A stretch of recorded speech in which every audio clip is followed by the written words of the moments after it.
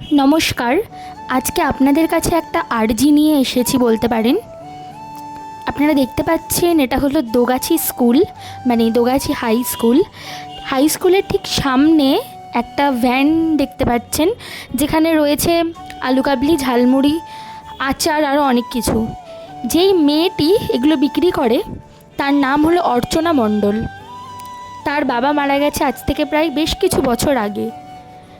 বাবা মারা যাওয়ার পর মাকে নিয়ে জীবনযুদ্ধে নেমেছে এবং একাই বেঁচে থাকার লড়াই করছে। একাই এই 40 বছর আগেকার ভ্যান রিক্সাটা নিয়ে বিক্রি করছে ঝালমুড়ি, আলু কাবলি এবং বিভিন্ন রকমের আচার। আপনাদের কাছে আমার করুণ আর্জি, এবং মেয়েটাও আমার কাছে আর্জি জানিয়েছে যে যদি ওর এই ভ্যানটা ঠিক করে দেওয়া যায় বা একটা যদি নতুন ভ্যানও পায়, তাহলে ওর ক্ষেত্রে আরও বেশি সুবিধে হবে।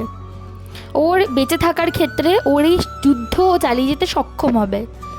আপনাদের সবার কাছে আমার করজোড়ে বিনীত অনুরোধ, সবাই দয়া করে সাহায্য করুন এবং এই মেয়েটার যাতে আরও ভবিষ্যতে ভালো করে নিজের কাজ করতে পারে, যাতে ও বেঁচে মাকে নিয়ে ভালোভাবে থাকতে পারে, তার জন্য সহায়তা করুন। ওর একটি নতুন গাড়ির অবশ্যই প্রয়োজন, অত্যাবশ্যক প্রয়োজন। সবাই সাহায্য করুন এবং ওকে নতুন গাড়িটি যাতে আমরা দিতে পারি সেই জন্য এগিয়ে আসুন। ধন্যবাদ।